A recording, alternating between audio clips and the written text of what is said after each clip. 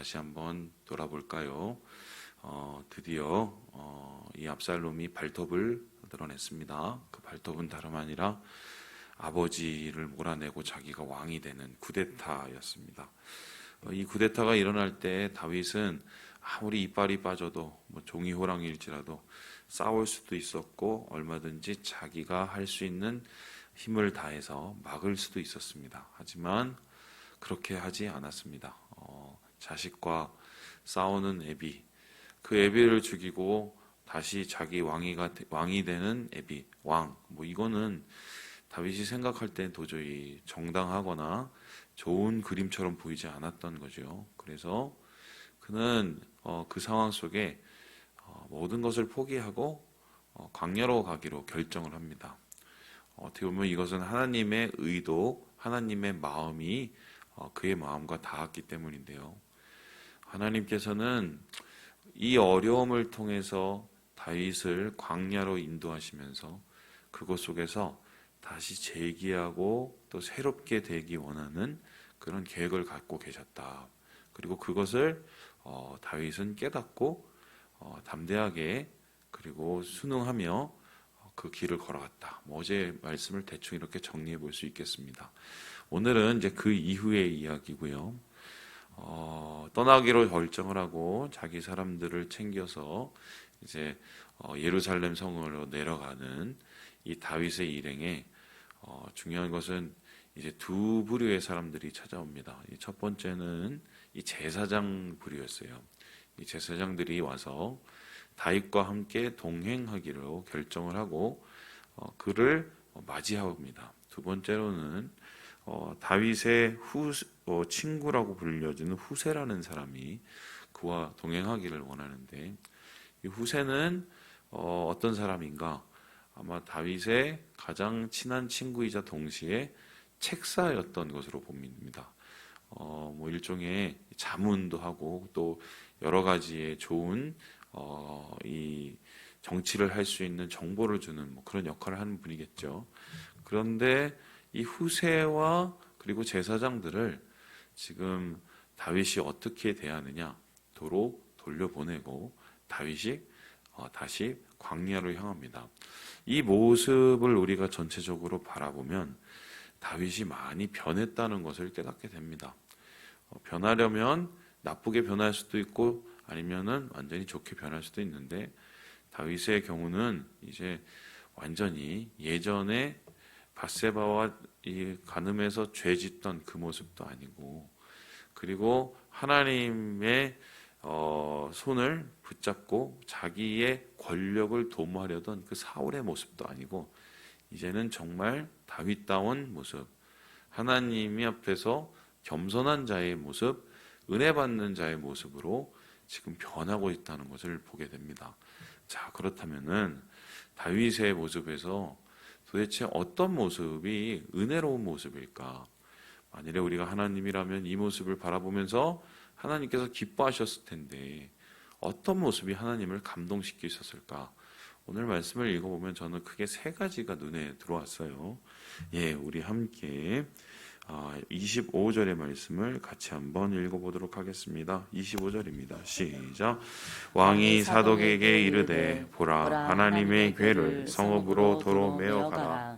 만일 내가 여호와 앞에서 은혜를 입으면 도로 나를 인도하사 내게 그 궤와 그 계신 데를 보이시리라.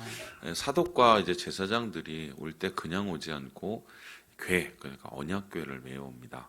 언약궤라는 것은 무엇입니까? 하나님의 임재를 상징하는 겁니다. 그래서 이 언약궤를 가지는 것은 단순히 무슨 거룩하고 신비로운 것을 가지는 게 아니라 하나님이 그와 함께하고 하나님이 그와 인정한다는 의미로 받아들여질 수 있었습니다. 물론 이 언약궤만 갖고 있다고 해서 하나님이 함께하는 것은 아니죠. 하나님과 함께 할 수 있는 마음이 돼야 하나님이 함께 하는 건데 어쨌든 이 제사장 그룹들은 오늘 말씀을 보면 언약궤를 들고 다윗에게 올 만큼 다윗의 마음속에서 하나님을 향한 순전한 마음을 받던 것 같아요. 그런데 다윗은 이러한 좋은 기회를 거절합니다. 정중하게 거절을 해요. 그리고 뭐라고 얘기합니까? 다시 돌아가도록. 왜냐하면은 하나님의 교회는 성읍에 있어야 된다. 내가 도피하고 내가 피신하는 이 길을 하나님의 교회가 같이 따라가서는 안 된다고 이야기를 합니다.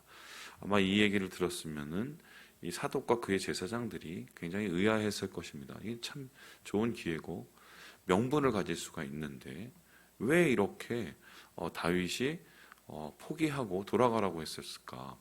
이 말씀을 읽어보면 이해가 되는데요. 우리 함께 26절의 말씀을 같이 한번 읽어보죠. 시작. 그러나 그가 이와 같이 말씀하시기를 내가 너를 기뻐하지 아니한다 하시면 종이 여기 있사오니 선이 여기시는 대로 내게 행하시옵소서 하리라. 완전히 하나님 앞에 맡기는 거예요. 전적으로 주님의 처분에 맡기는 겁니다. 여러분 그 회개가 무엇입니까? 회개라는 것은요. 하나님 잘못했어요. 다음부터 안 그럴게요. 이게 회개가 아닙니다. 왜냐하면 그렇게 얘기하면 꼭 다음에 또 그럽니다. 하나님 앞에 회개한다는 것은 뭐냐면 완전히 낮아지고 완전히 주님 앞에 엎드려지는 것을 얘기해요. 완전히 낮아지고 엎드려진다는 것은 무엇입니까? 하나님, 내가 그런 죄인입니다. 이런 죄를 지을 수밖에 없는 죄인입니다. 자기가 얼마나 모자란 죄인인지를, 더러운 죄인인지를 하나님 앞에 있는 모습 그대로 인정하는 게 그게 회개예요. 그리고 회개는 무엇입니까? 바로 그래서 하나님께 모든 것을 맡겨드립니다.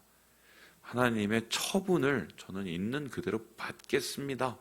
라고 이야기하는 것이 바로 이게 회개입니다.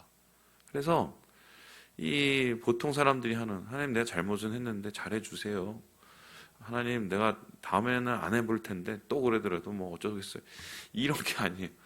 완전히 하나님 앞에 낮춰진 모습으로 이 사람은 더 이상 왕이 아니라 하나님 안에서 정말 한 백성으로 그의 모든 것을 하나님 앞에 맡겨드리는, 여러분 이러한 완전한 회개의 모습이 지금 다윗에게 나타나는데 이 모습은 마치 사무엘하 6장에 나왔던 언약궤를 들여다가 사람들의 호응을 받고 박수를 받고 이런 모습하고는 완전히 달라졌어요. 다윗이 자기의 이 추악한 죄를 깨닫고 이 자녀들의 그 죽음의 모습을 보면서 마음이 굉장히 많이 낮아진 거예요. 그래서 오늘 이 다윗의 마음속에 정말 전적으로 주님을 의지하고 전적으로 주님 앞에 엎드리는 이 죄인의 모습으로 하나님 앞에 전적으로 회개하는 하나님 앞에서의 이 겸손한 마음, 이것을 우리가 깨닫게 된다. 여러분 생각해 보세요. 이렇게 하나님 앞에 완전히 낮아지고 하나님 앞에 완전히 맡겨드리는데 하나님께서 이러한 사람들을 하나님께서 버리시겠습니까? 이러한 사람을 하나님께서 외면하시겠습니까? 아니죠. 다윗은 이러한 하나님 앞에서의 가장 낮고 겸손한 모습으로 오늘 주님을 아련하고 있다. 이렇게 이제 보게 됩니다. 두 번째로 오늘 말씀 속에서 다윗의 변모된 모습을 보게 되는데요. 우리 함께 29절의 말씀을 같이 한번 읽어보도록 하겠습니다. 시작. 사독과 아비아달이 하나님의 궤를 예루살렘의 도로 메어다 놓고 거기 머물러 있으니라. 지금 이 사독과 아비아달이 다윗의 말대로 다시 돌아가서 압살롬이 오기 전에 그 궤를 놓고 그곳에 머물러 있다고 이야기를 합니다. 그런데 여기에서 머물러 있는 것으로 그치는 것이 아니라 28절에 보니까 이렇게 얘기합니다. 내가 광야 나루터에서 기다리리라. 이 소리는 뭐냐면 이 사독과 아비아달의 두 아들이 있는데요. 그 두 아들이 같이 사독과 아비아달과 같이 가서 다시 예루살렘으로 돌아가서 궤를 놓고 그리고 그곳에 머무는 것을 보고 그 아들 둘이 다시 와서 자기에게 잘 도착했다고 알려달라고 얘기를 했어요. 물론 이 소식에 이렇게 하는 것은 이 두 아들을 통해서 다윗이 예루살렘의 정보를 파악하기 위한 의도도 있지만 오늘 말씀을 보면 그 의도에 앞서서 사독과 아비아달이라는 충성스러운 이 부하 그리고 이 거룩한 이 제사장들을 다윗이 끝까지 잘 보호하고 싶은 마음이 보입니다.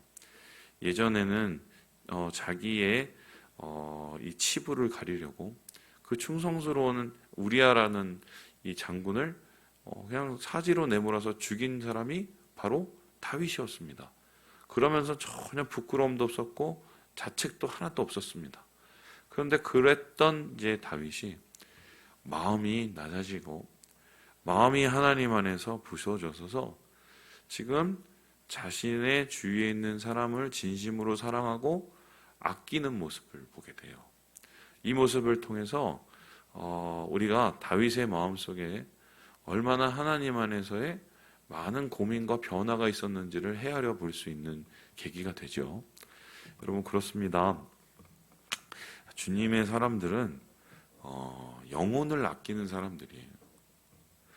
예수 잘 믿는다고 얘기를 하면서 영혼을 돌아보지 않고 특별히 하나님께서 허락하신 자신의 이웃과 형제와 가족을 등한시하고 멀리하고 냉대한다면 그것은 하나님을 사랑하는 게 아닙니다.